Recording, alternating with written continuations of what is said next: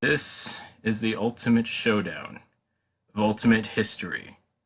Good guys, bad guys, and explosions. As far as the eye can see. And only one will survive. I wonder who it could be. This is the ultimate showdown of ultimate destiny. Do do do.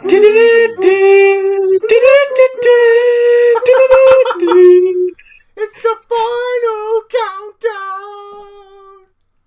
We're living together. It's like Ready Player One. There's so many like 80s references right here. Okay, so today we are going to do another one of our bracket tournaments. We haven't done one of these in a while. It's been about like 6 months now. It has. So we have 32 characters, both heroes and villains, squaring off against each other. And we will decide, based on a criteria of each character and their quirks and traits, as well as the environment which they are randomly generated in.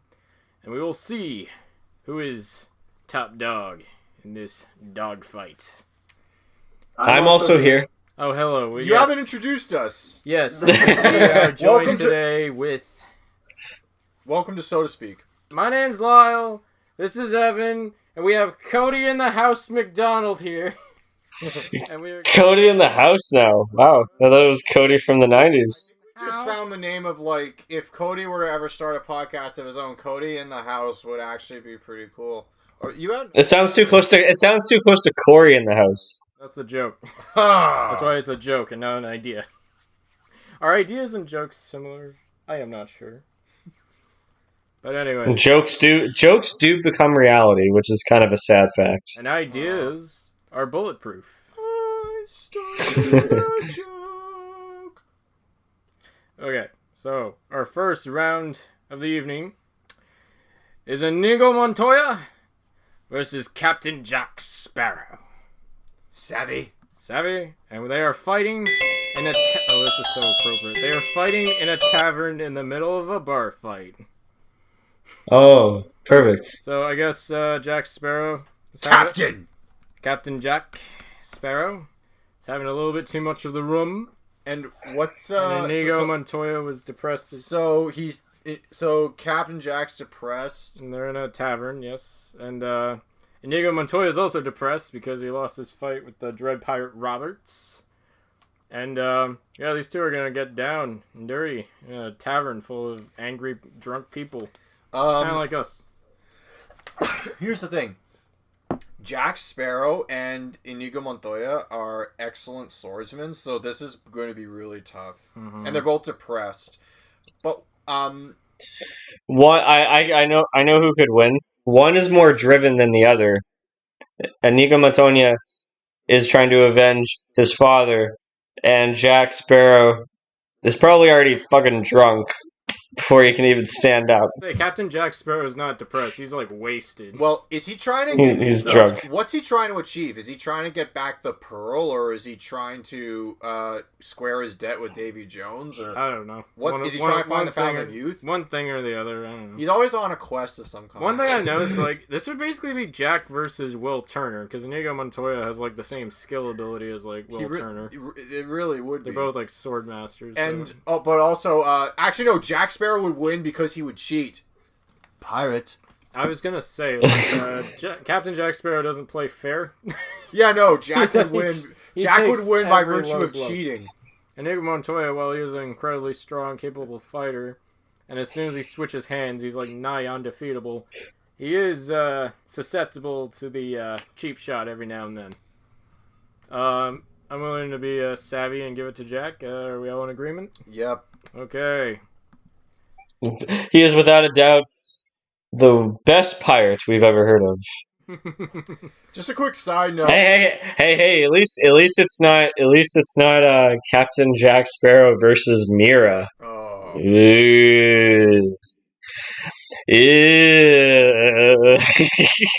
Just a quick side note about pirates. The other night, fellow listeners, we were watching Family Guy episodes in Teleparty. It's a little chat app you can use to watch, movies and shows with your friends while you're stuck in quarantine, or if your region is under stay-at-home order like ours is. But anyway, so we were watching Long John Peter, and that episode starts with a storyline about Peter becoming an actual pirate, and then halfway through the episode, it just forgets about that plot. And then I love how Cody said at the end, "Hey, remember when Peter was a pirate?" Yeah, because the episode gets traded up for. Well, that's Family Guy. Make it up as you go along. I already went on a rant before. Don't get me started again. I was gonna say, What is this? I think we covered Family Guy. Yeah, we did 2 weeks ago. I covered it in 2 minutes. And you guys did like an hour and a half of it. Well, we are thorough, okay? We are very thorough. Okay, who's next? Okay, so we have our rapscallion captains, or swordsmen, or whatever you want to call them. But what about the criminals? What about the burglars? What about the shifty characters that break into your room and steal all your shit and leave without a moment's trace? Sure, it's a male-dominated occupation, but let's give it up for the ladies. Next up, Catwoman versus Shigo. And they are who is Shigo again? Shigo is a villain from Kim Possible. She's the right. sidekick of Dr. Draken. She has agility and she can leap everywhere. She's like super well trained in the martial arts and she shoots energy green shit out of her hands. And they are gonna fight in a Tetris puzzle. So maybe I should explain this. So imagine a room, a very empty room. Has 2 walls. I guess technically 4 walls, but we're looking at this 2-dimensionally. So there's two walls, and overhead there are blocks falling from out of the goddamn sky. Maybe it's an attack from Russia, but anyways, these blocks shift around, and they're gonna land on you if you don't move. So you gotta scale these blocks as they're falling down. Where are they fighting? They're fighting. I'm explaining. They're fighting in a Tetris puzzle. So basically, it's kind of like they're stuck in a video game or something. So Shigo and Catwoman. This is actually a pretty good environment for them because they're both very limber and able to like get through tight corners. I know Catwoman. I don't know Shigo. So Cody, I don't know if you watch Kim Possible. You're probably gonna have to know this. Okay, I guess. No, I've actually never seen that show. Just binge the whole show. So. Well, it's on Disney Plus, right? Lyle, yeah, it's a Disney show. Your Veronica is very passionate about Kim Possible, right? Mm-hmm. Yeah. So if I had to guess, she would probably say Shigo, but she's not. But here's a question: which Catwoman are we talking about here? Michelle Pfeiffer, Eartha Kitt, Anne Hathaway. There's a lot of Catwomen. Halle Berry. Halle Berry. We don't talk about Halle Berry on this show. Halle Berry's Catwoman on this show. My default Catwoman is the one from Arkham City, but I don't think any of you have played that game, so I need to. I got it, so yeah, you should. Oh. I'll play it on the Xbox Live. I'll play it on Game Pass. Do whatever you want. But anyways, Catwoman and Shigo jumping over blocks, trying not to get crushed, shooting beams and jumping off walls. This would be like a wall jumper's paradise. I can see both of them like just leaping bounds and like going in between blocks and fighting. This would be a really cool scene. I wish someone could animate it. But doesn't what's her name? The Kim Possible chick? Yeah. What's her name? Shigo. Shigo, sorry. I'm so new to this. Does she has like sorcery power, if I'm not mistaken. Oh, she just has superpowers, like she shoots energy beams out of her hand. That can burn. Well, the thing is, Catwoman can't do that. She only has gadgets, gadgets and abilities to kind of get around fast, and she has the whip, and yeah, it's. I mean, I don't know. I feel like she could dodge most of that, but I guess trying to dodge energy beams while also dodging blocks that are just falling out of the fucking sky. That's a lot to keep track of. Shigo, she's just going to be all out offensive. She's going to be like, I'm going to keep you so frantic that you're going to slip up and you're going to be tuna salad, kitty. I think I'm going to give this one to Shigo just because she has more abilities. Cool. Sorry, Selena. Alright, so we got the sleuths out of the way. Next up, the lovable rogues. The criminals that we just can't help but have a bit of a soft spot for. I am of course referring to Dominic Toretto of the Fast and Furious franchise, and Tony Montana of Scarface. And we are going to see them fight in a casino. Probably one of Tony's casinos. He's got a guy had a tiger. I'm sure he had a casino somewhere. Well, if he has... does Tony Montana... I haven't seen Scarface in a while, but... Does Tony Montana have access to his own militiamen and bodyguards?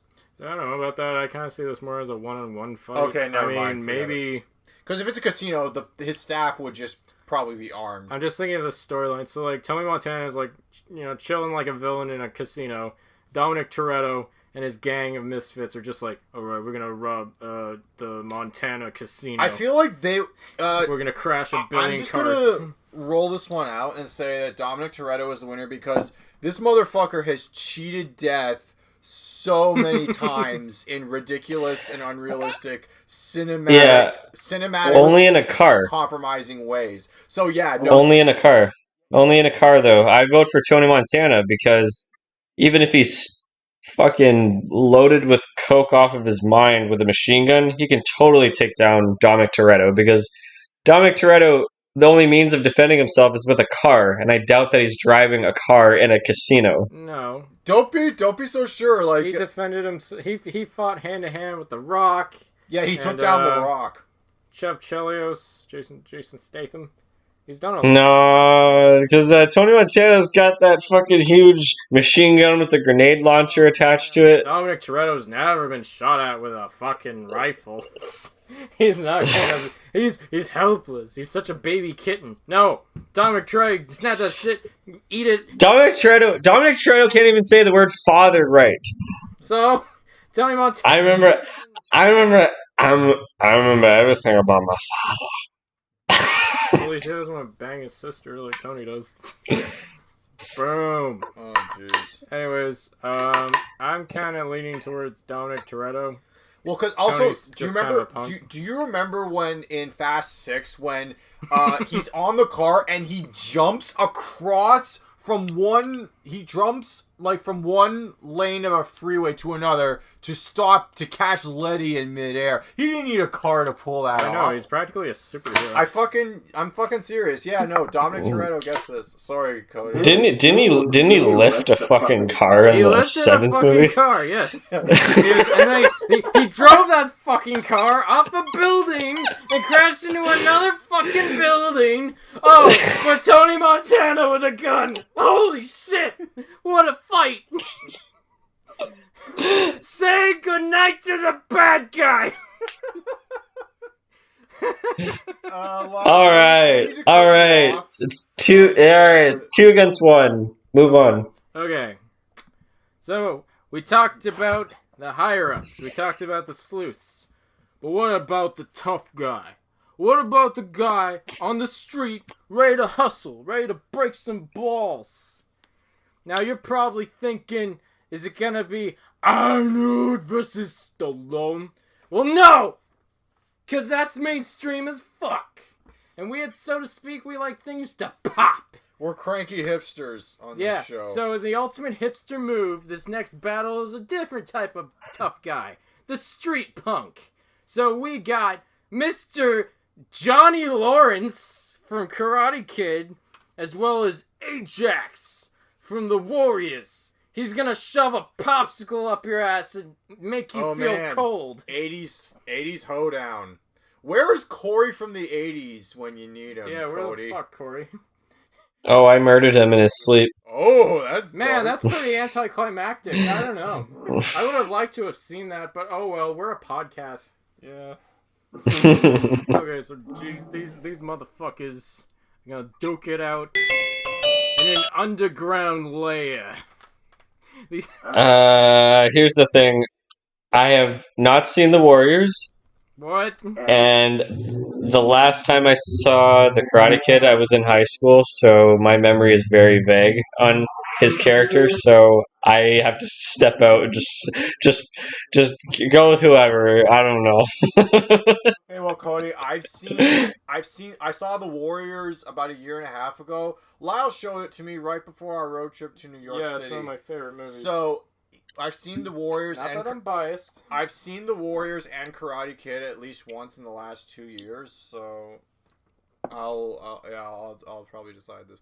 I can't remember who Ajax is though in the Warriors. I know who Johnny Lawrence is. Johnny Lawrence is the guy who he's a leader of Cobra. He's a main leader of Cobra Kai, like the not John Kreese. Not well. John Kreese is the sensei. He's the sensei. He's the sensei, but Johnny Lawrence is kind of like the field leader of the entire. He's the guy team. in the skeleton costume who chases the kid around the karate kid around. All I remember is wax on, wax off, and then them doing that silhouetted shot in front of the sun on the pole on the beach. That's all I remember. None of us have seen Cobra Kai.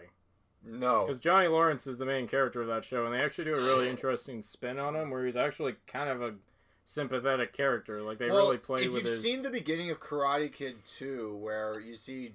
Was it the beginning of Karate Kid 2 where John Kreese is beating on him and Mr. Miyagi steps in and he's like... the second one. No idea. Why didn't you kill him, Mr. Miyagi? Because I didn't want to go to fucking jail, bitch. Is that the one with Hilary Swank, or is that another one? Next Karate Kid. The unofficial fourth movie, The Next Karate Kid, and the unofficial fifth one is the reboot / clone with Jaden Smith and Jackie Chan, where they beat for beat remake it in China. So I think I saw the first 20 minutes of that. We're gonna fight or what? So, Evan, just to clarify, Ajax... I don't know if you've ever been in a fight, but usually there's not this much talking. Yeah, usually there's not this much talking, punk. Got an attitude. So you still need to see Falcon and Winter Soldier, dude. I kind of Sorry, do. didn't mean to jab you. You killed me. Immortalized me. Yeah, jump on that bandwagon. Holy fuck, leave me alone. Ajax in the Warriors.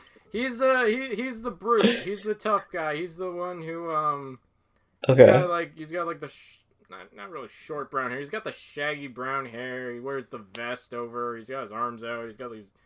He's got wrappings all over his hands because he fights so much. He's the one who he's like really severe against the baseball furies. Like he just takes most of them out by himself like a boss.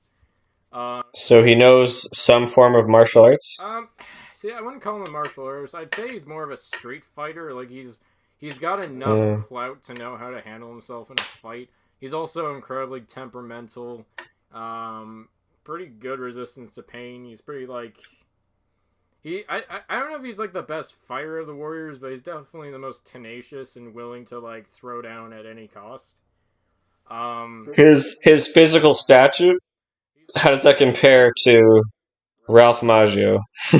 No, not Ralph Macchio. Johnny Lawrence is the kid in the skeleton costume. Yeah, he's the villain. He's the blonde guy.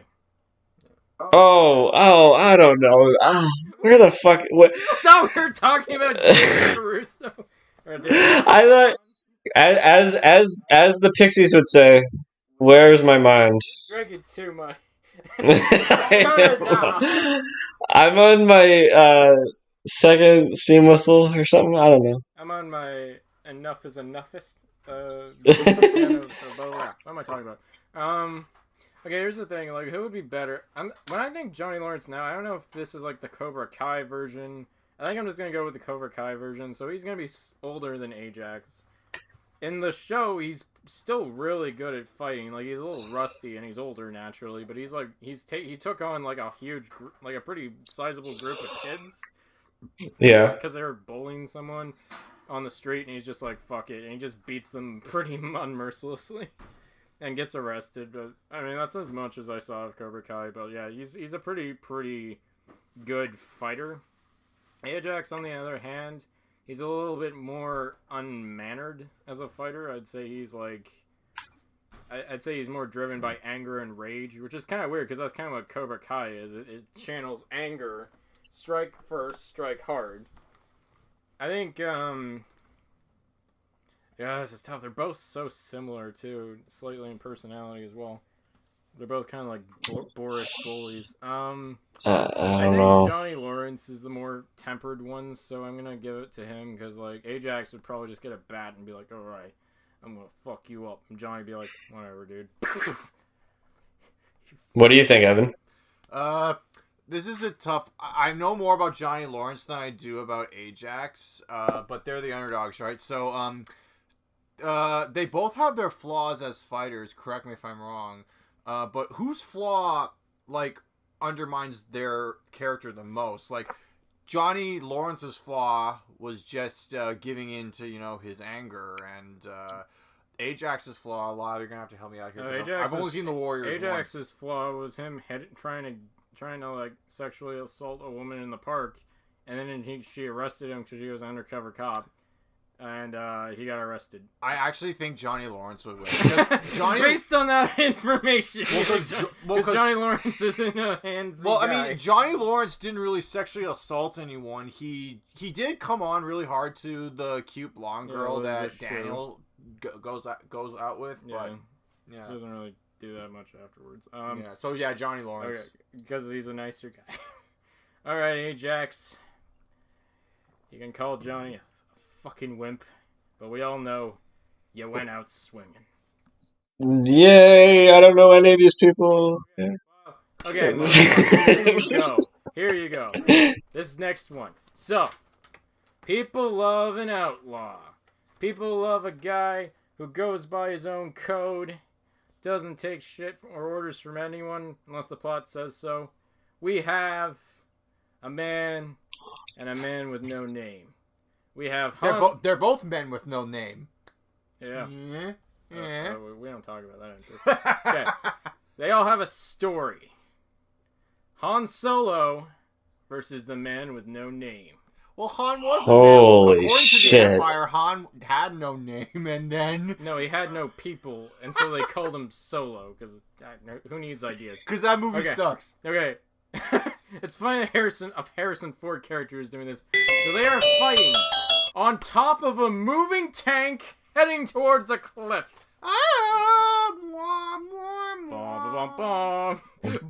Yeah, I was about to say. It's not Indiana Jones, it's Han Solo. Yeah, but this fight is totally Last Crusade.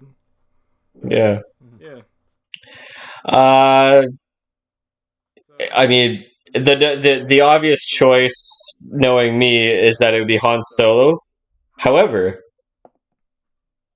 the man with no name will defend himself by all means. And as we can see from the history of Star Wars, it's kind of debatable on whether or not Han can shoot first or not. I'm gonna go down that path. I'm gonna be that technical. I know Han shot first. There are plenty of other times even in the special editions where Han does indeed shoot first in Empire Strikes Back. The second he sees Vader, bang bang, motherfucker. Oh wait, you have force powers. Shit. But yeah, no. So Han would shoot first. Yeah. You know what I'm thinking? I bet both of these guys are looking at it as like, what the fuck is this vehicle we are standing upon? I mean, Han Solo would be like, okay, this is kind of like well, no, Han, because in that crappy movie, he did rob a train. Yeah, so he would know what a train is. This isn't a train; it's a tank. Oh, a tank? Yeah. Oh. So and it's hurling towards a cliff. So both of them are gonna have to fight pretty hard. They're both pretty good gunsmen. Like they're like Man with No Name has like eagle eyes. He's like super accurate. Han, on the other hand, he's gutsy. He's a lot gutsier than Man with No Name, but Man with No Name's more tempered. So I don't know. This is hard. I'm kind of leaning towards the Man with No Name on this one. But, well, why don't you use your divine influence and have the Man with No Name progress? Well, I mean, unless you got something to say. This is a debate, after all. This is not the Lyle show. This is not Lyle Speak. This is Soda Speak. Let's get the soda in on the action. Okay, so basically...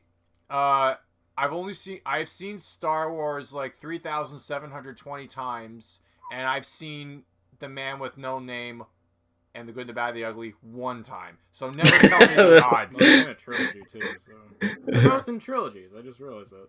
Yeah. Well, never tell me the odds. Yeah. So I'm probably going to be biased towards Han Solo.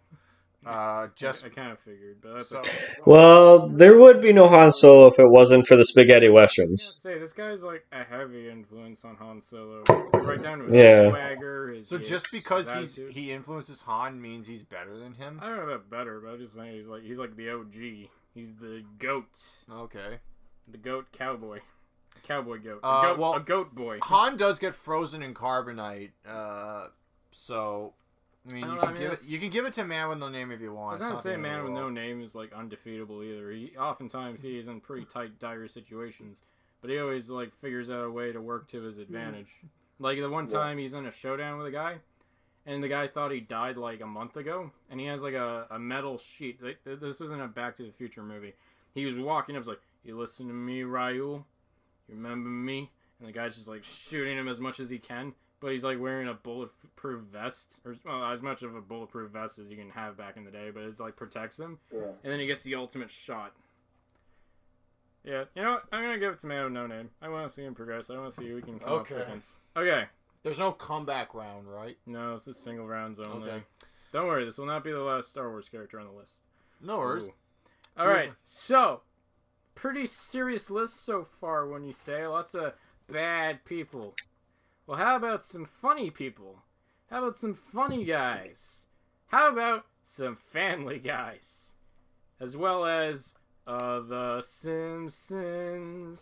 That's right. Oh my god! Now, these gentlemen have faced off before, but this time it's the ultimate result. We're gonna see just who would win.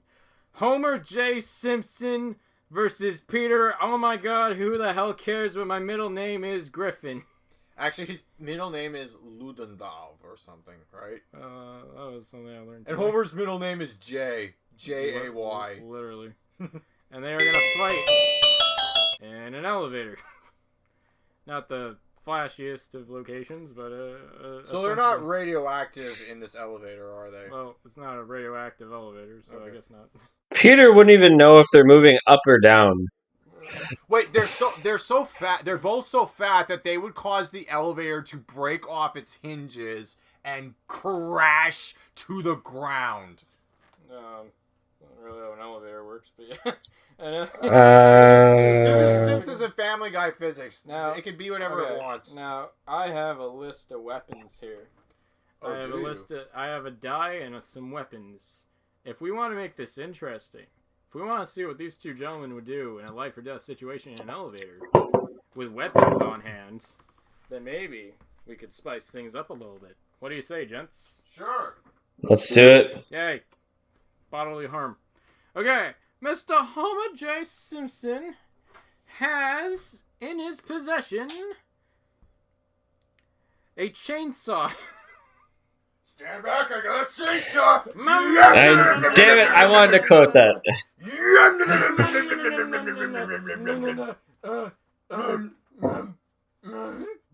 And Peter Griffin, the lovable main character of the amazing show Family Guy, has... Alright, I'm gonna head out.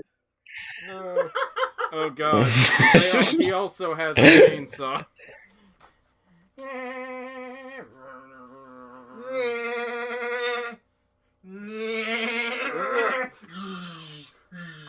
This is yeah, he's gonna make a bunch of Star Wars references. Look, we got 4 or 5 of the main characters on his ship. I think we're gonna be okay. So these two have chainsaws and they're fighting in an elevator, which is not a horribly large place for a chainsaw, but this would be interesting. It would be like a lightsaber battle, but with like revved up sharp instruments that could kill you in like a single swipe. I don't. You know what? No pun intended. I think Peter has the edge here. I'm going to agree, considering how he's beaten foes such as the giant chicken, the president of the fucking United States, and yeah. Like, the way I see it, it's like Homer is not an inherently violent person. If this was a bat or something, he might be a little bit more inclined, but I think Homer's going to grab the chainsaw like, alright, Homer, all these years of playing, what's a video game with a chainsaw? Gran Turismo Auto is gonna pay off now. No, Grand Theft Walrus. Grand Theft Walrus is gonna pay off now. Don't. Alright. I want to make you guys a deal right now. If we make Peter progress, if we make Peter defeat Homer, I have to host the 50th episode of Soda Speak, the Simpsons reboot episode. Teaser. Oh, You got it. okay, sir. That is a fair I compliment. will. Alright, I'm hosting it. Okay. We'll just sit on our asses and like you do all the work. You can even edit the fucking thing. I don't know. All right, so Peter Griffin wins. Alright. Well, Okay. at least I'll get something out of it. Okay, so in the realm of cartoons, you can do just about anything. You can make your dreams come true. But then, in your dreams, there is a figure that stalks you in your nightmares, and that is Freddy Krueger. Now, I know what you're thinking. We're thinking, oh, we're gonna have him fight Jason Voorhees. Well, no! He's OP! He's not cool! He lives in a lake, and he has way too much... He's just stupidly overpowered. It'd be like having Superman on this list, so fuck that. Freddy Krueger is gonna fight someone else who's a little bit more obscure. Not someone who would come to the tippy top of your mind. He is gonna face off. Oh lordy, can I even say this name without cursing my life? Without ruining everything I've ever known. Freddy Krueger will face off against Beetlejuice. Don't Okay. Yeah, careful. Do not say his name 3 times. We can all individually say his name 3 times, so Lyle has 1. Okay, but if anyone says Okay. his name more than 3 times, we are fucked. We are fucked. Well, it would be cool to meet Michael Keaton, I'm just saying. Alright, and okay, so these two guys are gonna duke it out in a toy store. That is... Oh my god, that's amazing. Okay. That actually sounds incredible. That needs to happen. I need to see this. So, Attention, Kmart, Walmart shoppers! hey, looks like there's a spill in aisle 6. A spill in aisle 6. The only thing spilling will be your blood. Yeah. Okay, so we have like a boogeyman versus a poltergeist. Essentially, they're both like undead beings. One festers on nightmares, the other is just a mischievous asshole who kind of like can do almost anything his imagination comes up with. These are really, really this is a really well matched pair, actually. I'm surprised they haven't made a comic book series or something. Tie-in, but I guess people are boring, so that's why. I don't know, okay, here's a question. Is Michael Keaton's character from a certain Tim Burton You were movie. about to say Batman. I was about to say Batman. Well, he wasn't Batman. Was.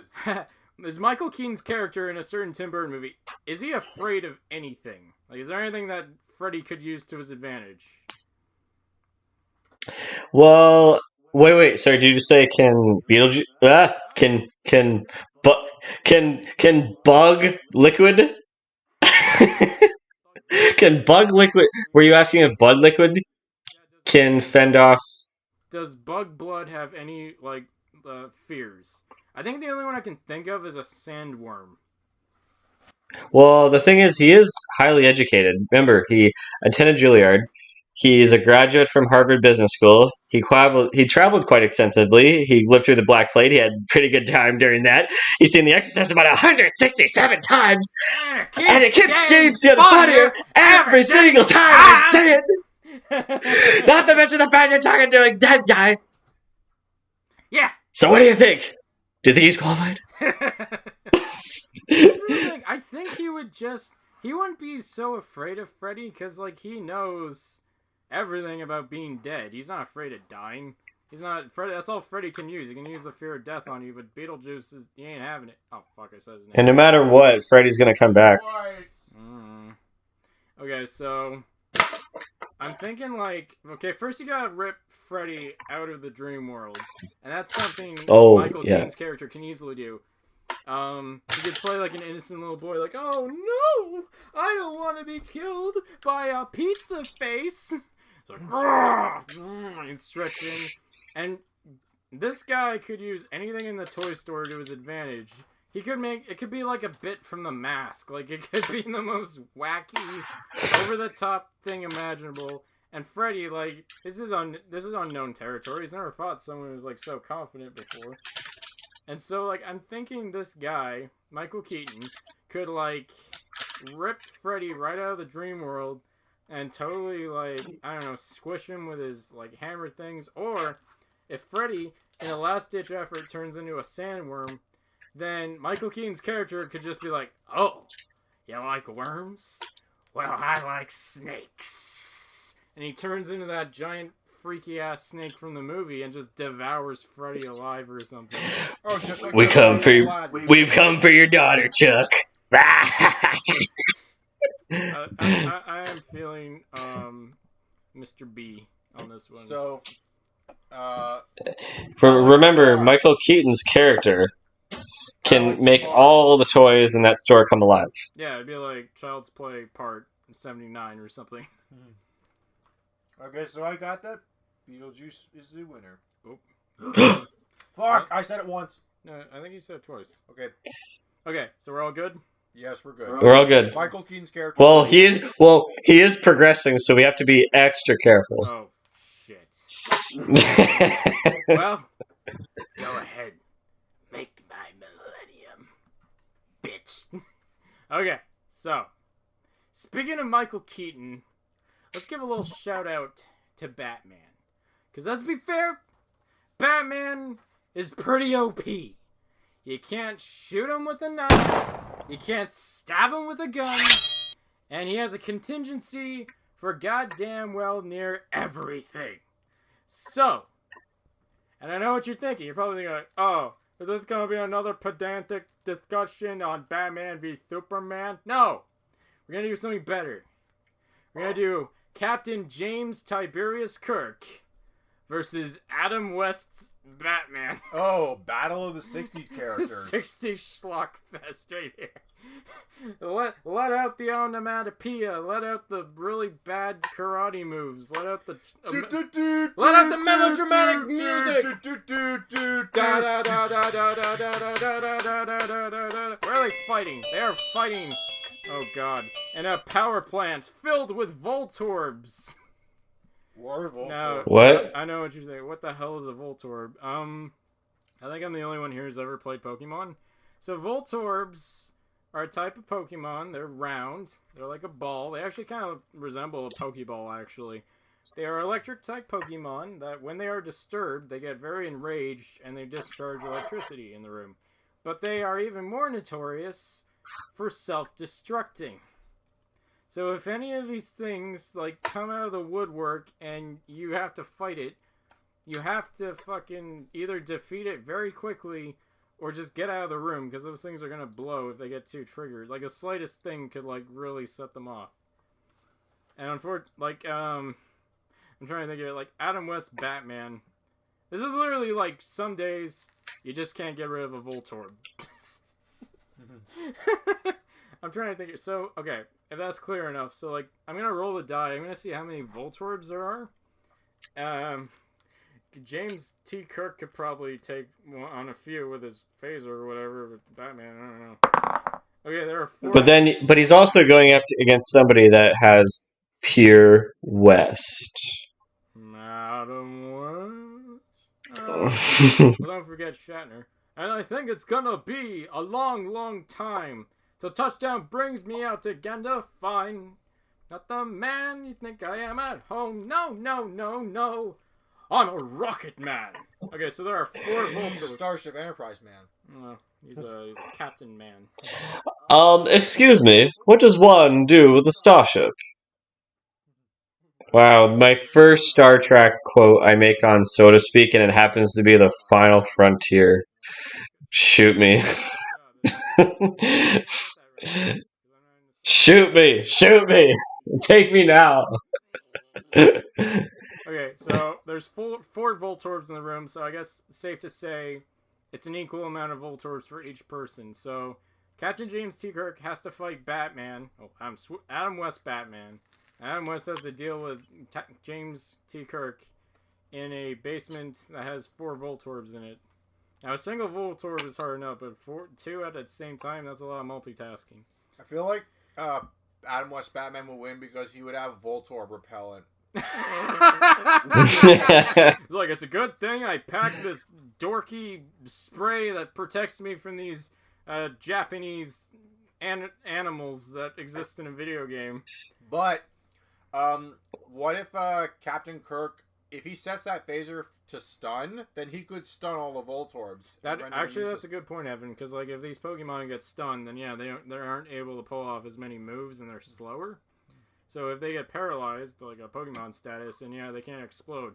That buys them time to focus on the fight. Yeah, the Adam West Batman has the ability of convenience. He has Deus Ex Machina abilities. He has all the gadgets of... He has the ability to conjure words out of thin air. Every time he doesn't hit the enemy, he hits the air around them in words form.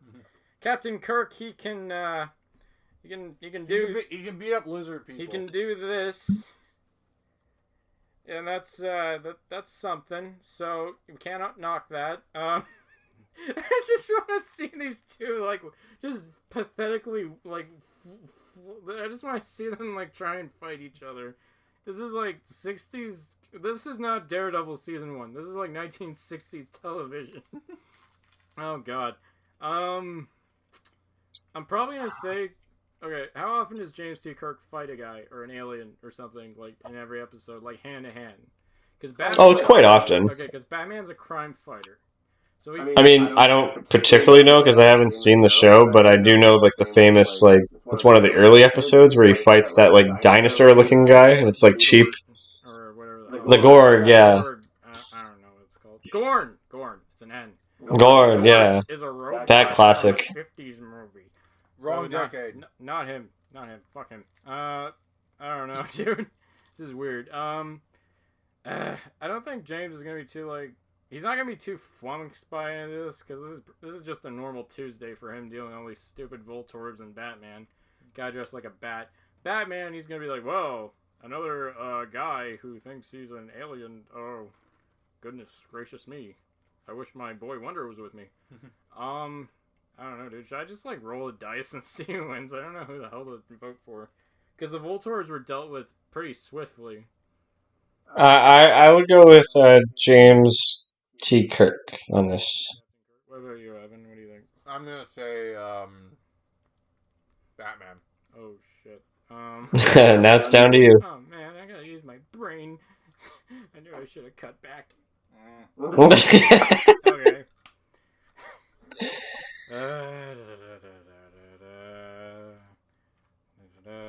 You know what? He boldly goes where no man has gone before. I have to give this one to Cap. No. Yay. Back. I'm doing Batman. Oh. And I say this because I don't know much about Star Trek, so I have more of a dog in the fight with Batman because I watch that show. You just got La La Land, Cody. You got La La Land. Damn it. Okay, so next, so that was. I lost, by the way, but you know. Yeah. So. No,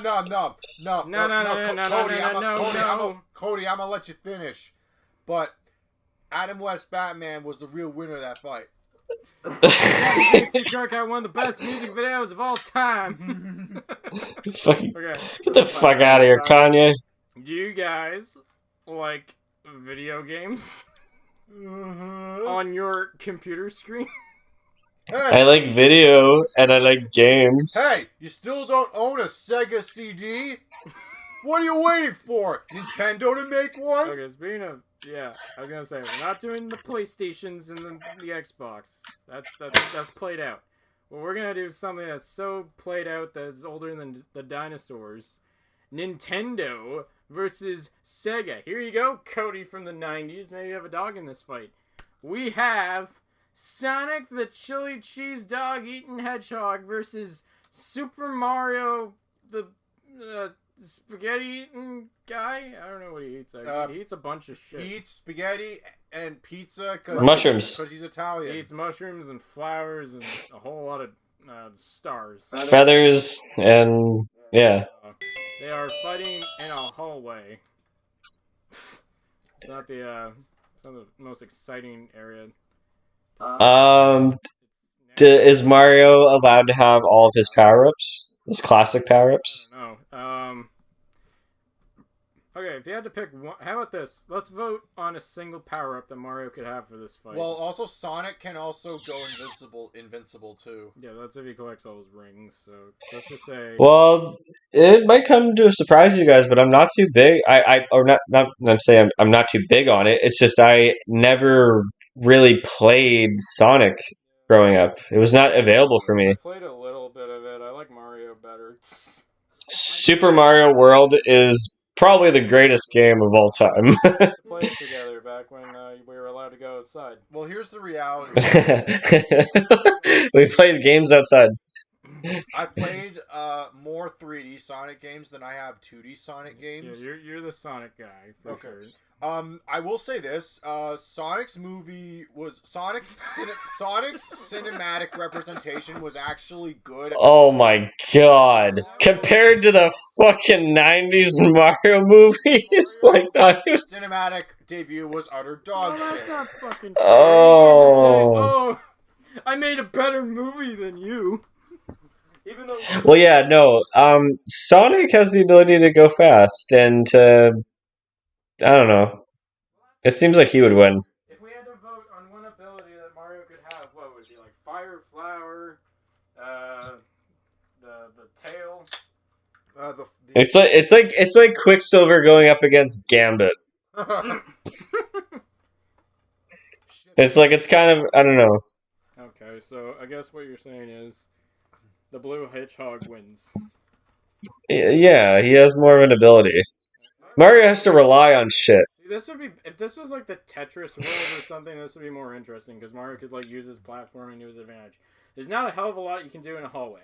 Okay, so Sonic. Then again, he fights Bowser in kind of a hallway kind of thing. He doesn't have a whole lot of room for Bowser. In a hallway that's filling up with lava too. Yeah. Okay. Yeah. So like, if he stomped on Sonic, would that do anything, or would he die? Sonic can jump on him. Also, can Mario? I'm saying if Mario jumped on him, like, would the quills hurt him, or would like?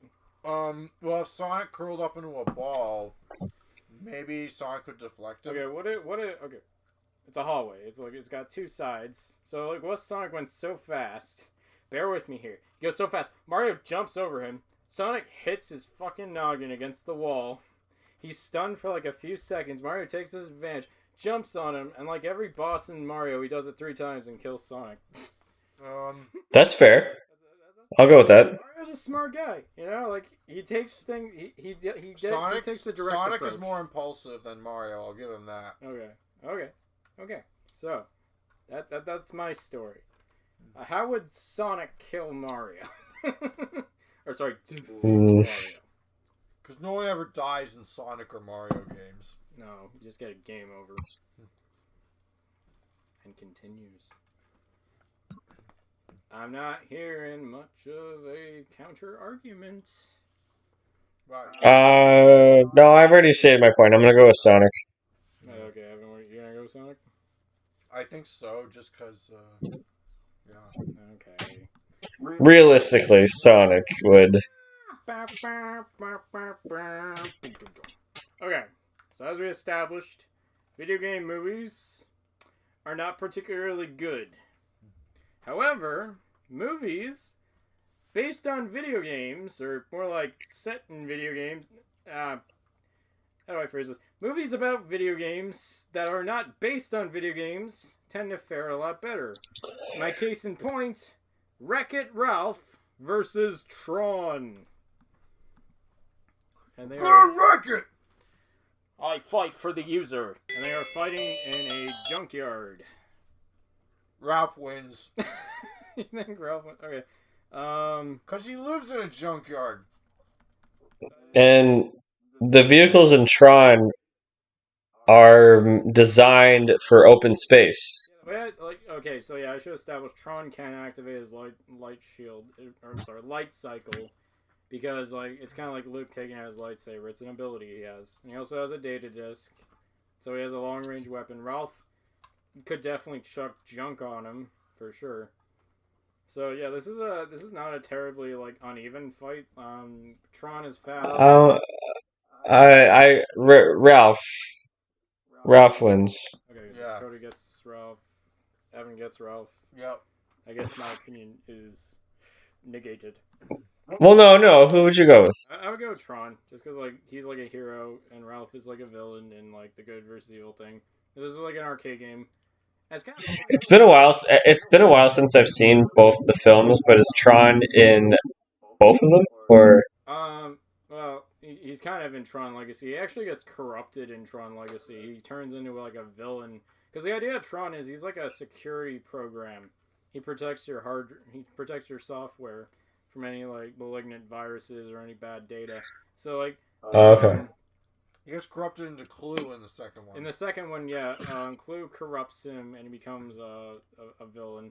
But at the very last minute, he very much like how Agent Smith takes over the Matrix in those sequels. Yeah, it's like the Matrix. Yeah, and Tron gets in the last minute. Tron is like like he reboots and he goes good one last time to have like the ultimate sacrifice, and he's just like, I fight for the user.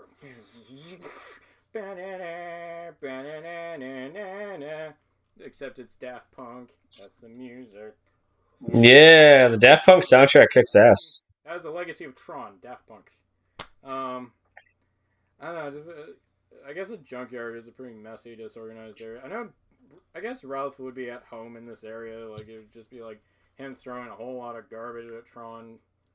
Tron might have, although Tron could find a window and like hit him with the data disk. This is interesting. I don't really know. I'm leaning towards Tron, but if you guys think Ralph wins, and I can't really say anything against it. He's definitely more of the fighter type, so I guess Ralph wins. Yeah. Okay, so you guys like to have a little bit of fun? You like to laugh? Yeah. No. Well, isn't that amazing? For our next contestant, we're gonna have a real clown in the group. We're gonna have a little bit of laugh. Jesus. And let me tell you, these guys are amazing. Our first contestant is none other than Michelangelo of the Teenage Mutant Ninja Turtles, up against the teeny weeny banana eating minions. Oh no! They're gonna fight on a moving train. I feel like That's enough. Cody, I feel like I know your answer. Okay, so to clarify, these are a group of I think it's a good enough of a number to be like, holy shit, okay, I gotta really buckle down. Do you think like 20 minions is like enough to say, okay, this is a fight? Because like one minion, it's like naturally like he's gonna lose, but if there's like a group of them, because they do work in groups. Well, keep in mind, Mikey has taken down groups of foot soldiers and other mutant creatures. Exactly, this is a walk in the park for him. But the thing is, these minions, they're gonna be armed with a certain something off this list. This ain't no PG entertainment, ladies and gentlemen. Let's see what the minions are armed with on this moving train that they are on top of. They already have a weapon. Annoyance. That is not good enough. That best is not fucking good enough. They're Mikey It's funny because they said banana. can use annoyance to his advantage too. I know they're both kind of annoying in their own right, to be honest. All right, so a whole bunch. No, Mikey's at least a character. I'm not even a big Ninja Turtles fan, but I can see that there's a character within there. All right, well, let's see how that character does against 20 minions armed with flamethrowers. What do you think about that? Turtles fucking soup. Turtle soup.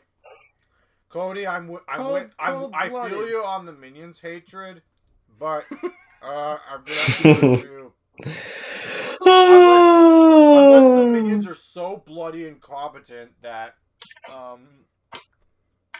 that they all fall off the train and don't know how to work the flamethrowers. I mean, I wouldn't be surprised. I guess that's kind of a bit. Yeah, they could probably accidentally burn each other, but they'd survive. They've done worse things to each other. Okay, fine. If you want to have them progress, they're not going to last the next round. Okay, but Michelangelo is going straight to turtle hell when these little bastards burn him to a crisp. Goodbye, Mikey. You got burnt like your last week's pizza, and you didn't get a refund. Ba-dam. Okay. So, you like to laugh, or do you like to? No. Or do you like to think? Characters, while pint-sized, have such huge brains that they use their cunning to craft some of the deadliest weapons of all time. I am talking, of course, of Rocket Raccoon versus Stewie Griffin. They are fighting in a coliseum where a lion appears halfway through the fight. Yeah. What do you think about that? So Rocket relies on the strength of the ensemble that he is with. Yeah, the Guardians. He's not much good on his own. I don't know. Like in Guardians of the Galaxy 2, he took down an entire squad of like Reavers. Yeah, but well, no, didn't he even Yondu do that? No, he was up against Yondu. Yeah, oh, that's right. In Ravagers, not Reavers, Ravagers. Alright, I watched too much Firefly. Fuck! But when Rocket is reduced to a one-man team, he's pretty elusive. Like in Endgame, he doesn't even go. He's running from Asgardian soldiers, and in the big final battle with Thanos, the only way he's ready for a fight is if he's on War Machine's shoulders. So, yeah. I feel like it's not looking good for Rocket. Stewie, on the other hand, is an evil genius. Rocket's full of himself. Is Stewie Griffin's weakness an arm? Venus? his weakness. His weenus. Yes, go on. Let's hit the FBI. I have a weak. Okay. This is like So to Speak After Dark. Y'all need to calm the fuck down. Y'all need Jesus. Okay, I'm kind of feeling Stewie Griffin because Rocket Raccoon gets outnumbered quite a few times on his own. Well, while you were gone, I was telling Cody that Rocket is forced to be elusive when he's either with a two-man team or he's on his own. I was gonna say he's way more powerful with Groot or like the other Guardians. Stewie is pretty self-reliant, actually.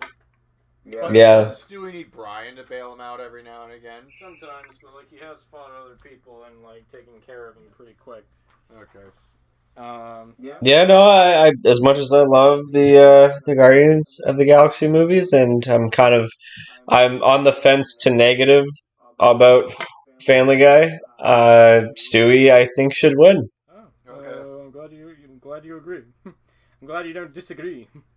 Okay. Ryan. Rocket got killed by an evil baby, and now Brian is going to get him ice cream in his car. Okay, so. Are these Family Guy references? Yes, Cody. This is a clip show now. Maybe for a while. I understood that reference. Oh my god, you watched the show? You're not just like... No, I'm referencing Marvel movies. Doesn't Cap say that? Oh, you got that right. Okay. Nice. Okay, so. There, yeah. To quote Olivia Newton-John, let's get magical, magical. Let's get... Oh. No, she doesn't say that. Anyways, it's physical. Physical. Well, you know what? Physics and magic do not exist together. So, we have two sorceresses of immense power duking it out like total fucking badasses. How the fuck do you say the name of the second girl? This one used to throw me off too all the time as a kid. I'll walk you through it, Evan. We'll get through this together. Well, who is it? Okay, so we got Maleficent. I know how to spell and say Maleficent. It's the other name I'm having a problem with. Maleficent from the Angelina Jolie movie Sleeping Beauty. God, fuck off! It's from the 1950s Sleeping Beauty, which wasn't even that good of a movie to begin with. Oh yeah, the good one. Maleficent made that movie. Basically. But she couldn't make her own solo movie. How fucking sad. Okay, so who's Shep? Okay, so evil sorcerer Maleficent versus a witch. Oh, another witch. A very, very bright witch. That goes against the darkness. That goes against the grain. As one of the best characters in the entire franchise, we got Miss Hermione Granger. Hey, how the fuck do you say her name? Hermione. Hermione. Okay. I don't. We're being dicks. Let's just get this over with. That is an old joke. Where are they fighting? So Maleficent and Hermione Granger are fighting in an office building. You know, magic and shit. Hermione has got a lot of stuff under her belt. She can literally just utter the words. I was about to say Oculus Reparo, but that's fucking fixing glasses.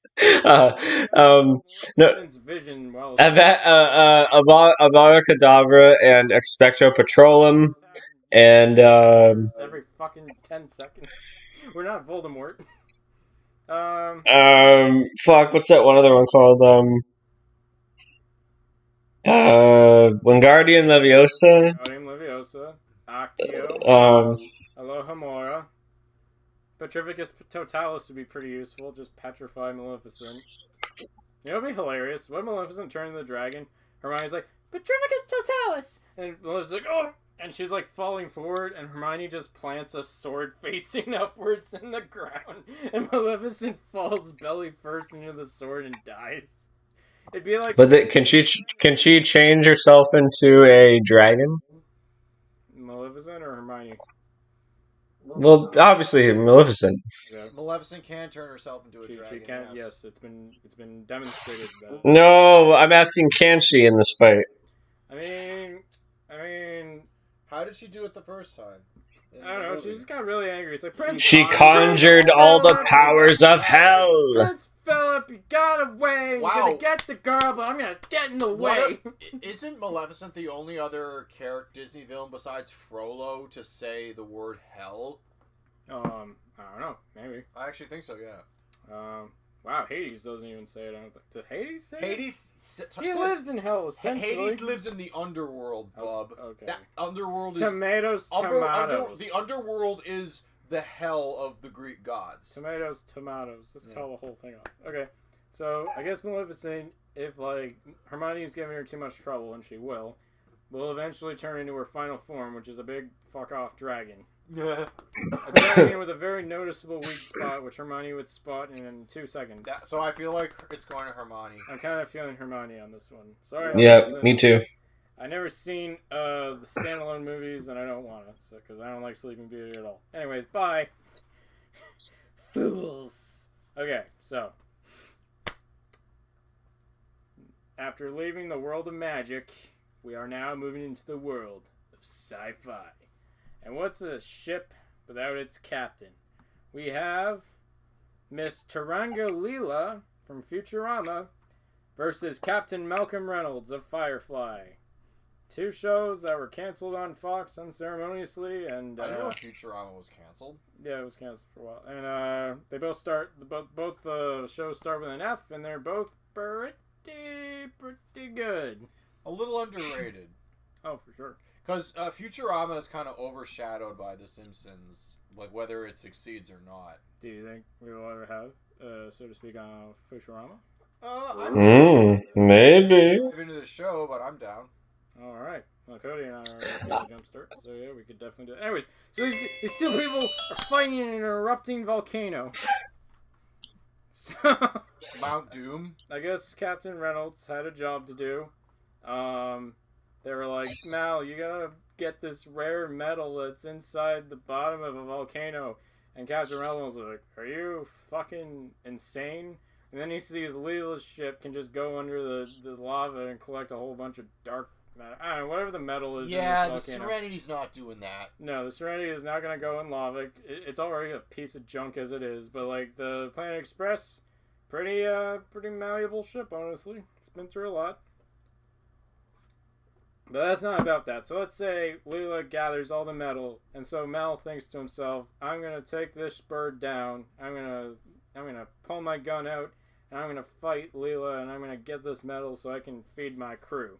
I'm determined. I got a motivation, and I'm not gonna let anything get in my fucking way." Has anyone else seen Firefly, by the way, just so I don't feel like Oh yeah. Okay, so It's a good show. It's been quite a few years, but yeah, I've seen it. Yeah, I saw it like a few weeks ago. So like isn't it so that's just the motivation. So like I feel like Leela, and in terms of fighting experience, I think Leela could probably outdo Malcolm in a fight. I mean, he can fight, and he's been in a war, and technically so is Leela. I think Leela's just like way more like rough. Like Mel's probably gonna be like struggling really hard to keep up with her because he can get outmatched by pretty like standard fighters, especially. She has martial arts under her belt. She has the ability to outwit him, probably. She's also a mutant, so she has above average strength. Yep. So yeah, so in a perfect world, in a fist fight, Leela would win. But Mal, on the other hand, he's pretty gritty. He's not gonna like play nice. If he's gonna get what he wants, he's gonna probably have like a plan or something. Oh wait, no, this is just him. He doesn't have his crew. His crew like buggered off or something. Okay, so it's just Malcolm all alone against a mutant lady. You know, Mal's gonna trigger so many Zap Brannigan comparisons. So the Serenity and the Planet Express team are just gone. They're watching it. They're probably watching this right now. They're both eating popcorn and laughing. It's like, Captain got beaten by a woman. And then A one-eyed woman. A one-eyed woman. Oh, that sounds rather nice, Jane said. Man, I would like to try some of that. Okay, so, God, I'm kind of feeling Leela more because, like, I just think she's dealt with way dickier people. But on the other hand, I think Malcolm would be, like, a lot less diplomatic. Like, the thing with Leela is she doesn't just outright kick people's asses. She kind of sits there and talks for a while.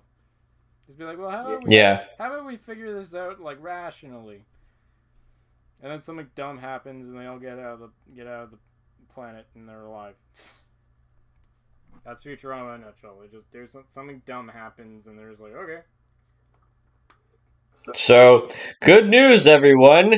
She took the sky from him. You know what? I'm just picturing like Leela wins. She's like, and Mel's just like, do you have any last words? And then Zap Brannigan just lands right on top of him and squishes him to death. It's like, yes. I see I'm not the only one in the galaxy who can talk in sort of a snarky kind of remarky kind of way. Oh, well, now I am. Oh, get fucked, Get fucked, Brannigan. Yeah, Leela wins. Alright. So, we got two people here. Two characters, two ladies, who were made 100 billion times better in their sequels. They both fought a robot, one more than the other, but they both fought a robot, and James Cameron made them awesome. This is Ellen Ripley versus Sarah Connor. Oh. We got this. This is going down right here. And they're in a sewer with a rising water level. Shit's about. Well, okay. Ripley has experienced a sewer like area because it was in Aliens. Yeah. With air ducts. Okay, this is actually a good one, but I think I have it figured out. Well, not only have both these characters have supposedly died, but also come back in some form. They both started off in a vulnerable position, and also unexperienced position. But I think Sarah Connor shows a lot more humanity because if you remember when she was about to kill Miles Dyson in front of his whole family, she held back and felt terrible what she's doing because she's kind of she's kind of becoming the Terminator. Ripley doesn't take shit from anybody, and she like thinks anybody's gonna betray her at any time. She doesn't even get attached, even if she does with like Newt or Hicks. It's like she moves on. She moves on like pretty fast, and she's very fierce and she's very independent. I'm gonna go with Ripley on this one, actually. I'm gonna go with Ripley because she has a fuck off pulse rifle and a flamethrower, and Sarah's got like an SMG or whatever. All right, if you want to go with that, sure. Bitch! You bitch! You bitch! If you heard that noise, that was actually the sound of James Cameron getting a hard on when we announced this round. I'm the king of the world. Okay, so we have two women who fought a robot. Now we're gonna have two people, who fought aliens. These two are none other than Agent J from Men in Black and Princess Leia. And yes, technically everyone in Star Wars is an alien, so yeah, they you know. Like even the humans in Men in Black, some of them are aliens. So I don't know. You figure it out. Oh, are we talking Agent J experience or just starting off like how he was in the first one? I'm gonna say probably like experience, like maybe Men in Black 2 level J, where he's like he can take on a worm in the subway tunnel. And that kind of it's kind of perfect because they are fighting in none other than No Man's Land. A dirty, muddy cesspool covered in all sorts of gross shit. And dead bodies and stuff. But the only person who can walk through No Man's Land is Wonder Woman. Get it? Because she's not a man! I was thinking more like 1917, like it's a deserted No Man's Land. Like the trenches aren't like active at all, like everyone's abandoned it. Right. It's just like gross and as hell. God damn it, Evan, not everything is a comic book movie. Not everything's a superhero movie! Everyone's in a fucking superhero movie? Okay, so let's brainstorm. Not Emily Blunt. Little plug-in for current events. She could be Invisible Woman. Are you guys following what's going on with the whole Emily Blunt controversy turning down a role in the Fantastic Four reboot? No idea. Okay, basically there's pressure on her to go be in a superhero movie, and she's just like, nah, G, I'm good. I mean, Invisible Woman's a pretty great character, but I mean, So just because she doesn't want to be in a role, people are criticizing her? Oh, fuck. This is what happens when people are fucking bored at home because of COVID. They just have to complain about every fucking facet of life. Jesus Christ. Anyways, here's the thing. Agent J can just use the neuralizer on Princess Leia and say, you will say I forfeit this. Cause you ain't that crazy. So I'm gonna. But wait, Leia has the Force. Would that work?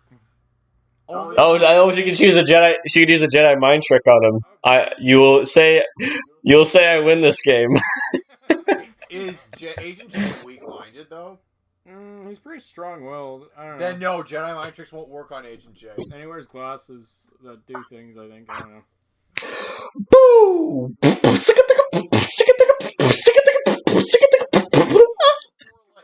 Guy, even before Leia had the Force, she was pretty formidable in a fight. Yeah, I know, but we're like saying like, would it even come down to that? Because Agent J, he's not just gonna be like an asshole, just shoots someone like on a whim. He surveys the information first, and it's like just remember the training.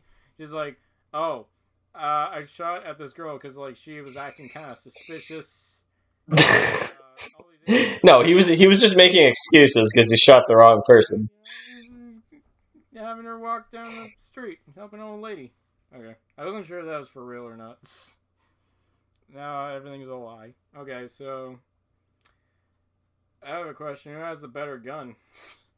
Is this Agent J with that little tiny thing that just blows an entire city block to hell?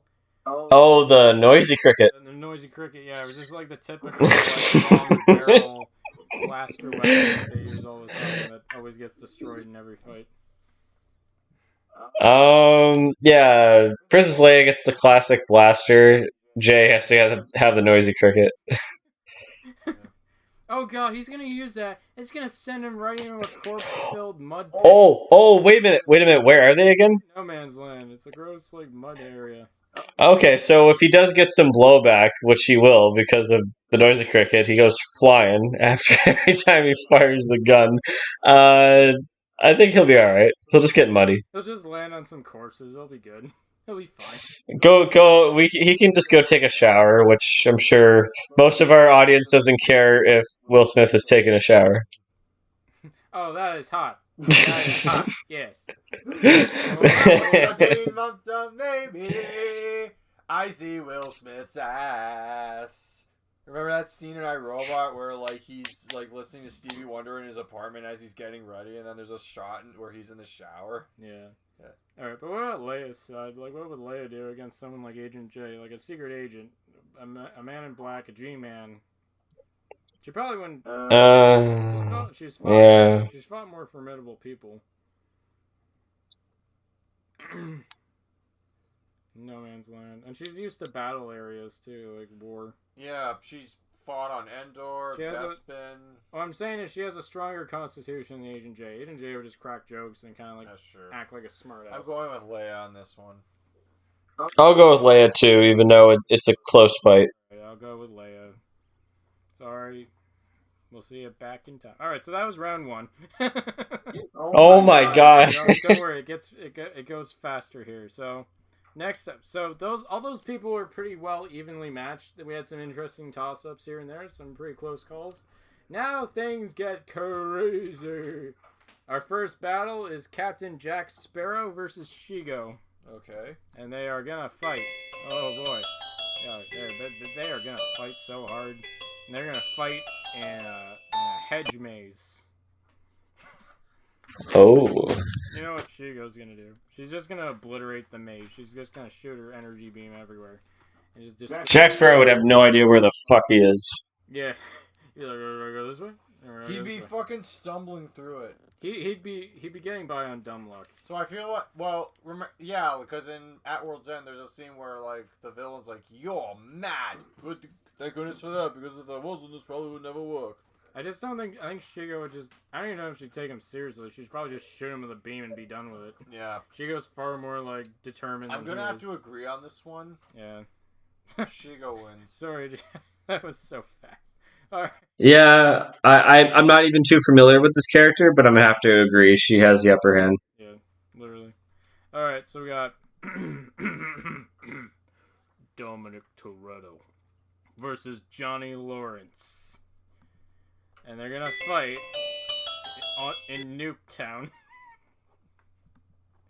They're gonna fight in a 1950s like suburb before a nuke goes off. So that's the motivation. Dominic Toretto has to outrun a nuke with his car. Johnny Lawrence has to beat him first to the car, I guess. So is this like a nuke in the fridge scenario? Kinda, yeah. None It's of like, them can hide. Yeah. I mean, unless there's a Corona in there, I guess. Or if there's family. That's what's important. Right. Oh, family. Yeah, family. Oh, that's his weakness. Mm-hmm. I feel like Dominic Toretto would wreck this little shit. I was gonna say, like, if Dominic Toretto can do this, that, and everything, Johnny Lawrence, he's kind of just a guy. Yeah. He's not, like, above and beyond the human standard. He's just, like, he's a good fighter. He could maybe hold his own for a little bit, but at the end of the day, Dominic's gonna dominate him. So... yeah. Let's go fast and most likely furious on this round. Half a mile after half a mile. Alright. Next up, we got... hey Cody, here you go. The Man with No Name versus Peter Griffin.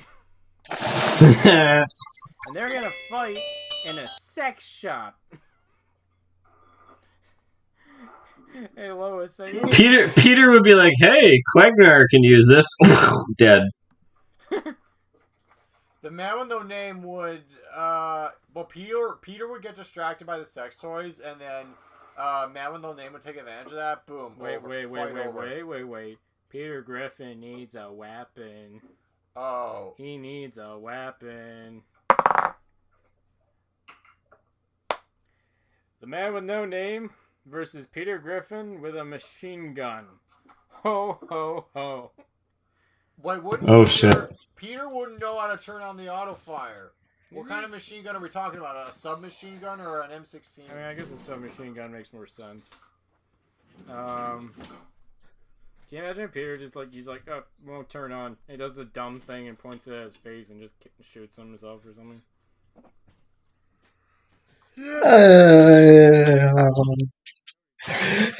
You are rigging this fucking game to make him progress, aren't you? I don't know. I just think like a machine gun.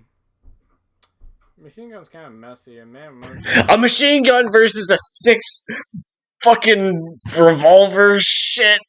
There's no competition. Revolver shit gun from the 19th century. You fucking shit. Fucking Peter. Andy, you know what you are. You're nothing but a stinking, good for nothing, for some reason, rotten. For some reason, I can hear this. For some reason, I can see this or hear the song "Pumped Up Kicks" playing in the background of this fight. Of this sex shop, you mean? Yeah. Oh my god. Okay, Peter Griffin wins. Jesus. Yeah. Yes. Okay, so next up, we have Michael Keaton's character versus another Michael Keaton's character played by another guy called Adam West. Alright, this is perfect. I can't wait. And they're gonna fight in a room with spiked walls slowly closing in. The stakes are high for this one. Holy spike walls, Batman. I think that certain Tim Burton character has the upper hand. I was gonna say, this isn't really a fair fight at all. It's like one's supernatural, the other one's this dork who has no muscles. And he runs around like a jackass. And he'll just change into one of those spikes too, like an overly large spike with his face in it. No, he'll be the ceiling, and he'll just be like, well, might as well make this a big one. Yep, I mean, it's pretty safe to say Michael Keaton's character, that is not Batman, would win this fight. I mean, that's a given. Okay. Oh, so we have a video game character off again. We got Mr. Sonic the Hedgehog versus Ralph of the Wreck-It variety. And they're gonna fight inside of a submarine. Ooh. Sonic's not gonna be able to run around too well in this one. I'm gonna have to agree. I feel like Ralph would use the submarine to his advantage and just clobber. You know what he could do? He could literally like punch a fucking hole in the submarine. And as soon as Sonic gets like a little submerged in water, he'd be like, one of the things I don't know. It's such a confined space that it's a bit hard for both of them to defend themselves. Interesting. What's so interesting, Evan? Tell me. Despite the fact that Sonic can run it faster than Dash in The Incredibles, you never see him run on water. In the video games, if you go anywhere near water, he's dead meat. I know this because I've died so many times on the fucking seaside levels in any given Sonic game. What? I was gonna say, I take it Ralph could probably survive in water. Although he is a video game character, most of them don't survive in water. This is not a tested theory. We need. Ralph would drown because he's so cumbersome. He probably can't swim. He's got such big hands. He'll fucking he sink. could dog paddle in 2 seconds and be up in the surface. I don't know. All I know is I think he would smash the damn submarine and let Sonic drown, and he would just float up to the surface and be like, what an asshole. What do you think, Cody? Who do you think would win, Sonic or Ralph? You're the tiebreaker here. Ralph. Okay. I'll never be good. Ralph! Second round is we're just breezing through the second round. These are easy. It goes faster, yeah, because it's not so evenly matched now. It's just a bunch of hanger-ons. Yeah. He'll never be good. And that's okay. Okay. Oh my fucking god. The next one. This is a very funny tournament right here. I'm gonna break this down. We got the minions, who were so victorious last time. They had flamethrowers shooting out of their hands. And they're going up against the evil baby genius, Mr. Stuart Griffin. And they are gonna fight on a frozen lake. And the 20 minions who surround him on this frozen lake will be armed with chainsaws. Oh, well, what does Stewie have himself armed with? Probably has like a ray gun or some shit. I don't know. He has like he usually has a blaster on him that he shoots people with. He has like a frozen carbonite gun. I remember there's one that can change the size of things, kind of like Ant-Man. Or he also has like a multiverse thing, but we're not gonna go into that. One of them has to split the ice to. One of them has to break the ice. The minions are circling Stewie. They all just stick their chainsaws in the ice and they make a big circle and they cut the ice and Stewie drowns. Why do I think so much about these things? Good God, I'm demented. Just you. Okay, so Stewie, all he has to do is shoot all 20 of them. They all have like short range weapons. You could probably dodge them pretty quickly. I think he has a rocket pack. Yeah, he has every weapon imaginable. He kind of pulls weapons out of his ass, to be honest. Let's just say he has a ray gun for this. Minions have one weapon. He has one. So he has a ray gun. Let's say the minions are carving the ice around him. He has a very short window of time to try and kill every single one of them. Or make a hole so that he can escape out of the circle, maybe push some minions into the water to die. And I just think Stewie would go so hard, and the minions would be so soft. They'd be like, banana.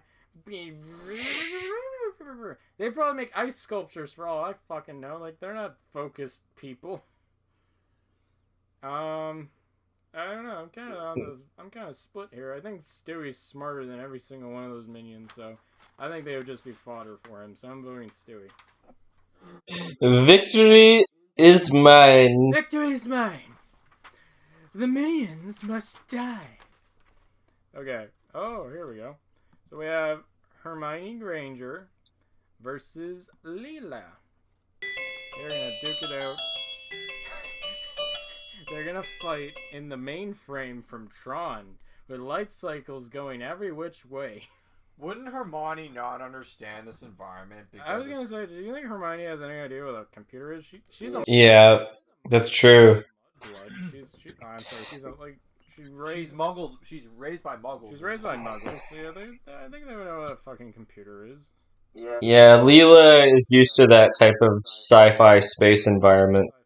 She would know. She would know how to dodge these vehicles if they're coming right at her. And like all Lila has to do is get super up close to Hermione and kick her into like a beam that the light cycle is let out, and she's done. Hermione can only do so much. Lila's pretty hard to hit. I'm kind of leaning towards Lila on this one. I'm gonna say yeah, Leela. I don't even watch Futurama that much. Holy macaroni. Okay. So now we got two sci-fi badasses right here. Ellen Ripley versus Princess Leia. Oh man. This is gonna be good. They are fighting in an abandoned space station. Oh. This is the dream. Oh, this is like. Oh my god. Oh, what's going on down there? I'm getting hard. I don't know why. Some things do not need to be said. Thank you.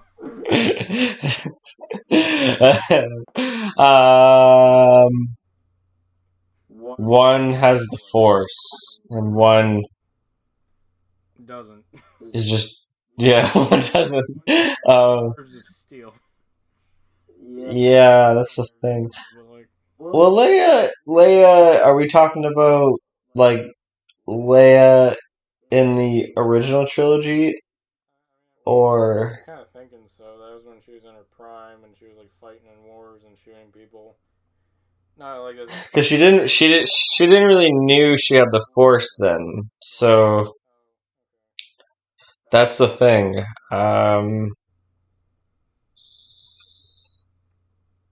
I think Ripley would have some advantage because she knows how to like get around abandoned space shuttles. Like she would know her way around the ship more, and she can also fool Leia. She can also activate the self-destruct mechanism and get out of there Oh shit, you're faster than Leia could.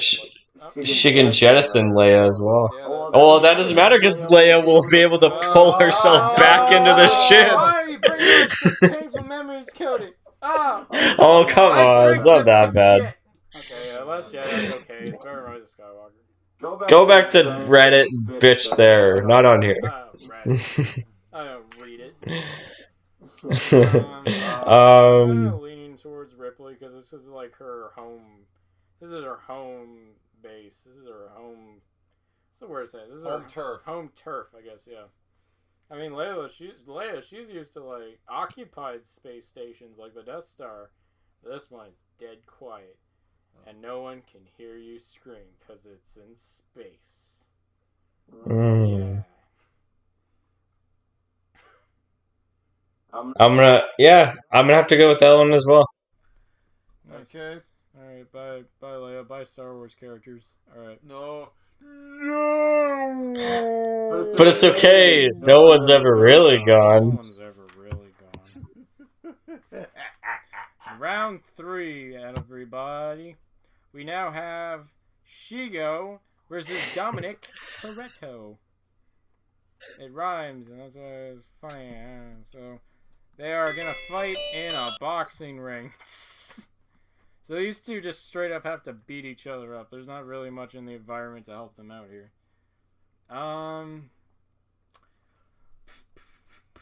Could Dominic Toretto take down someone as powerful as Shigo? That's one thing. See, Dominic's like he's like a brick shithouse, right? And Shigo is like, she's like a cat or something. Like she's super lithe. She can jump anywhere. She can shoot energy beams. I'm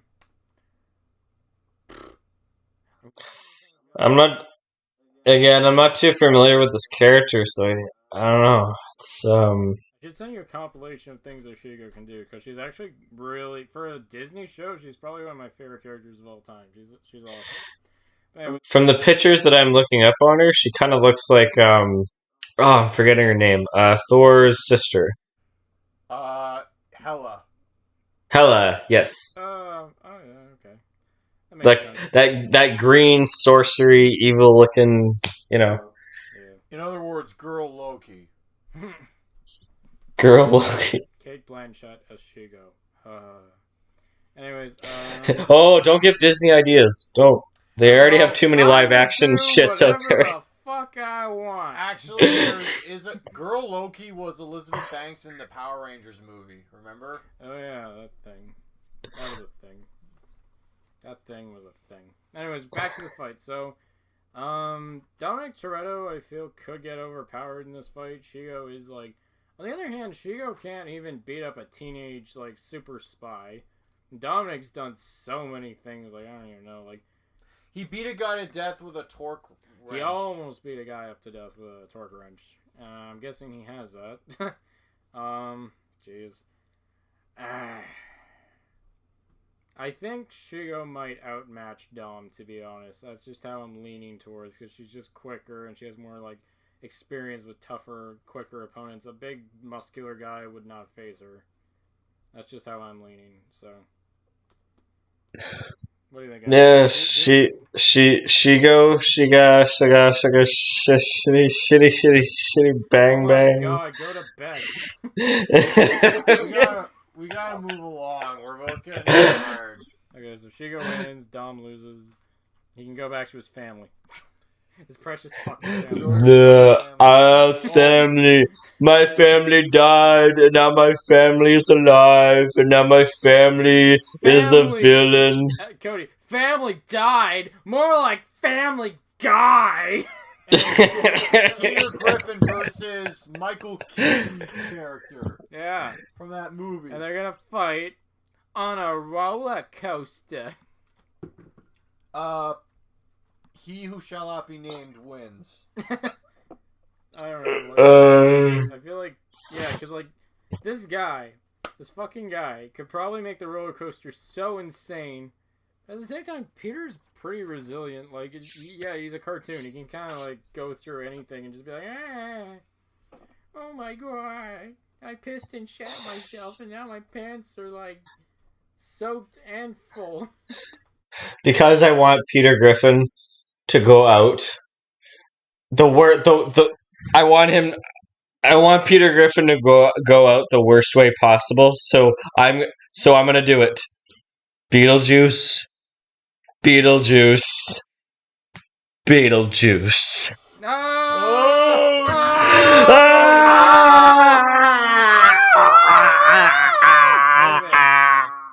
Does Peter Griffin get a wedding at least, or is he fucked either way?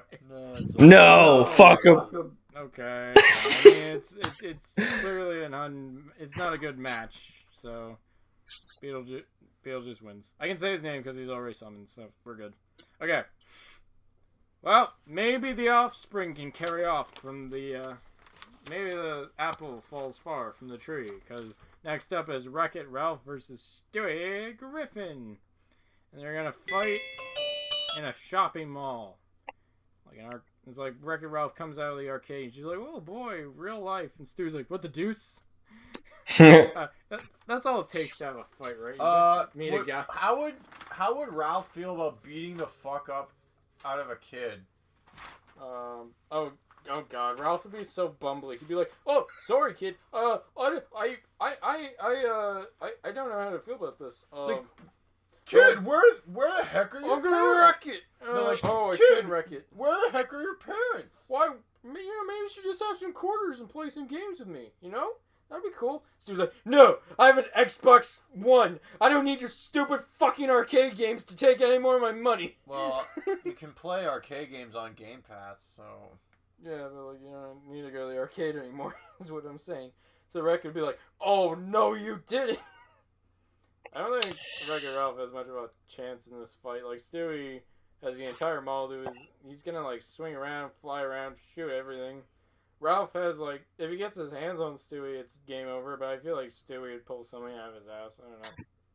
I'm kind of thinking Stewie could outmatch Wreck-It Ralph, who's not really that bright, and yeah.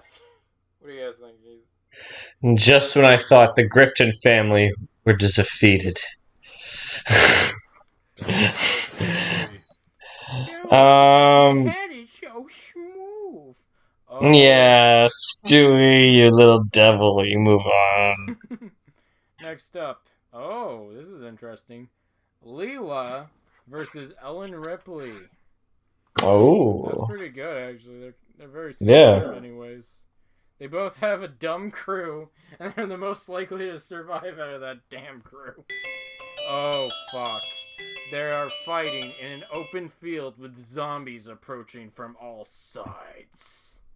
Da da da da da da. You guys talk it out. I'll be right back. Well... See, Cody, I don't know much about Futurama, but I have seen, the first two Alien movies.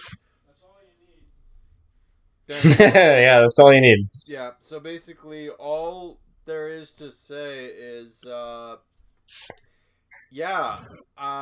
you fill me in on Leela here? Because apparently, I'm kind of out of it right now. I've had a little too much to drink, but... Me too. But Leela has, again, her gadgets, her ability, her kung fu abilities, all the martial arts under her belt. Ripley only has the gun. That's the thing. And yes, she's able to fend herself off from all the zombies that are surrounding them.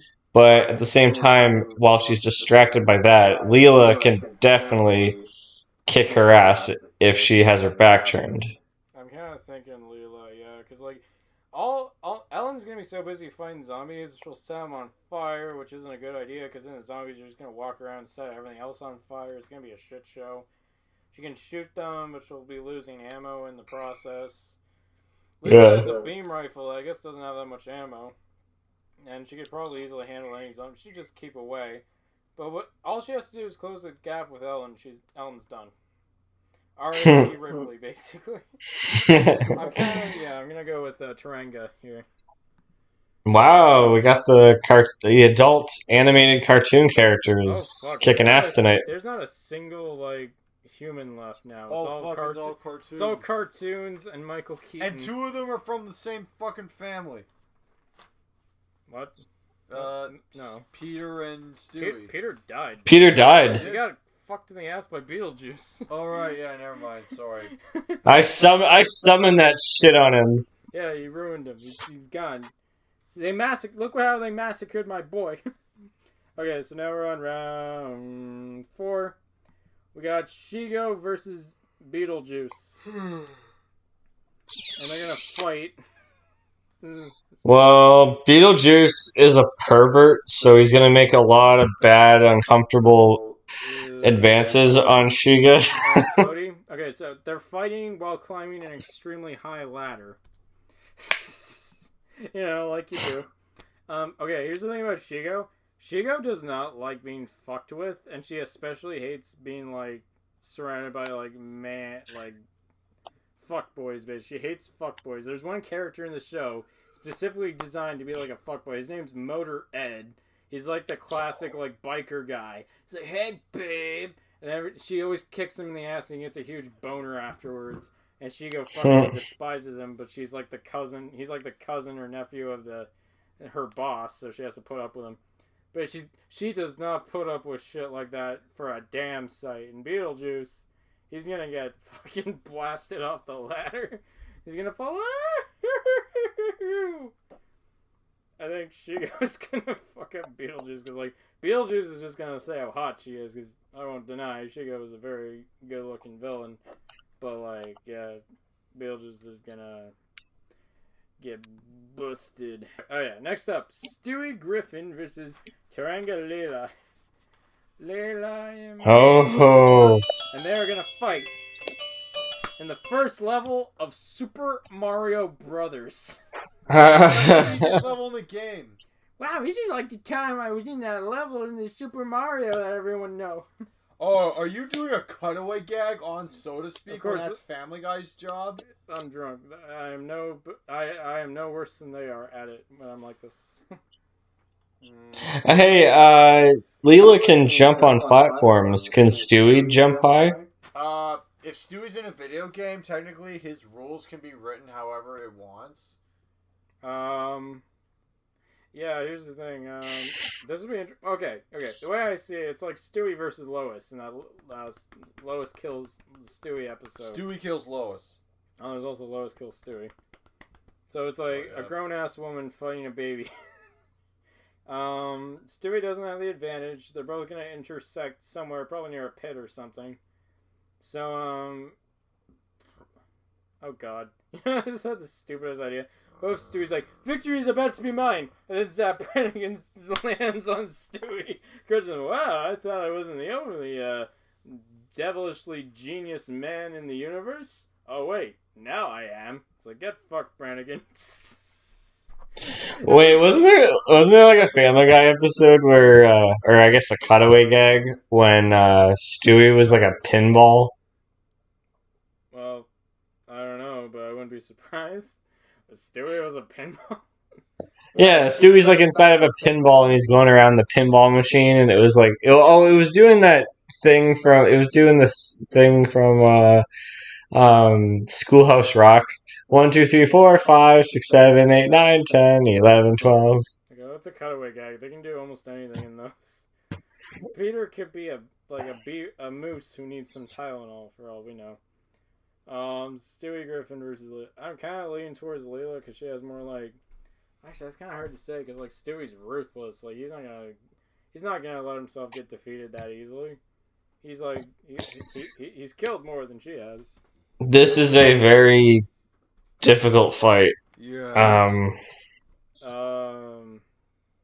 Trying to actually imagine this. Because they both have blasters. They're both gonna be shooting energy beams. There's gonna be Goombas and Koopas and shit, but that doesn't matter. They're just gonna get disintegrated. Oh my god. Okay.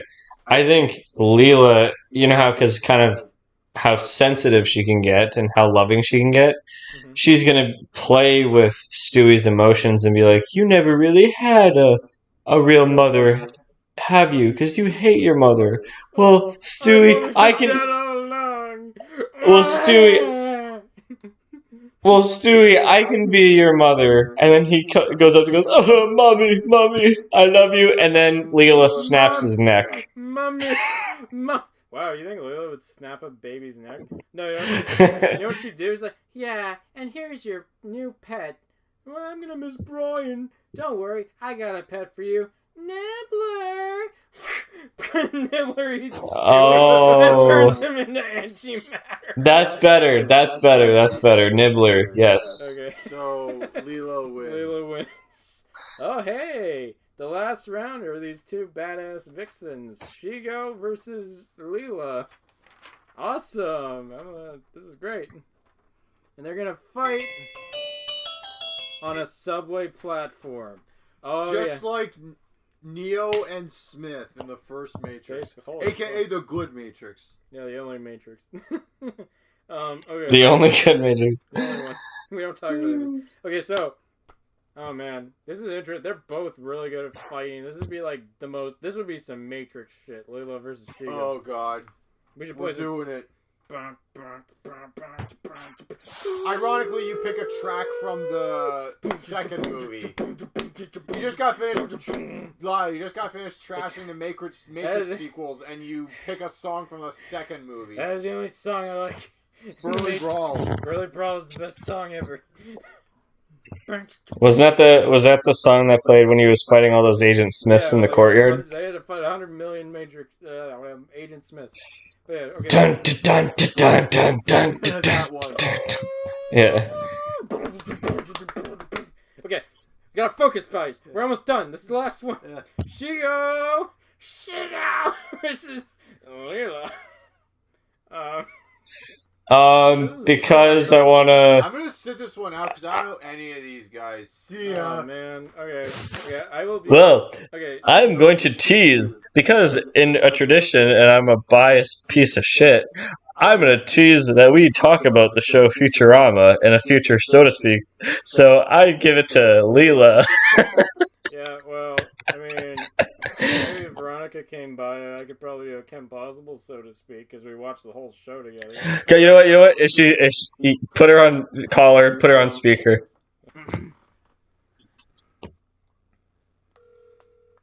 Hopefully she's awake. Should be. Hello? Hello? So, I have a very important question. Yes? Who would win in a fight?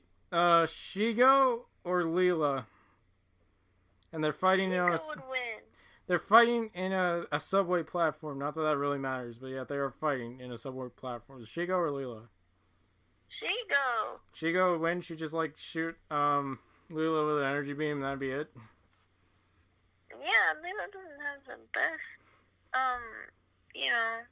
aim. Yeah, she has So 20. Shigo will just corner her. I mean, Leela literally has 20 vision, not 20/20 vision, 20 vision. So, yeah, I see what Exactly. I see what you mean. Okay, thank you for your input. And that, ladies and gentlemen, marks that Shigo is the winner of this tournament. Woo! Yeah. Yes, Yeah. Queen! Yay! Somebody I don't know won. Yay! Get into the show, Cody. I think you'll like it. It's pretty funny. Isn't there like a little gadget kind of jingle? It's like doo doo doo doo. Yeah, that's the one. I'm your basic average bitch. Alright, so yeah, Shigo won the bracket tournament. That's awesome. Congratulations, everyone. We have completed the round. Thanks for last minute The fight tiebreaker. raged on for a century. Many lives were claimed, but eventually the champion stood. The rest saw the better. Shigo in a green and black sweater. A blood-stained green and black sweater. So I'm just This a was Christmas sweater. This was the ultimate showdown of ultimate destiny. Good guys, bad guys, and explosions. As far as the eye can see. And only one survived, and now we know who it'd be. This is the ultimate showdown. This was the ultimate showdown. This was the ultimate showdown. This was the ultimate showdown. This was the ultimate showdown of of ultimate stupidity. I'm going back into my ship, back to the 90s. Bye. Don't drive the You can't, yo, Cody. Oh no. Don't get stuck in the 80s. Then we're gonna have to deal with Corey again. Stop building lore.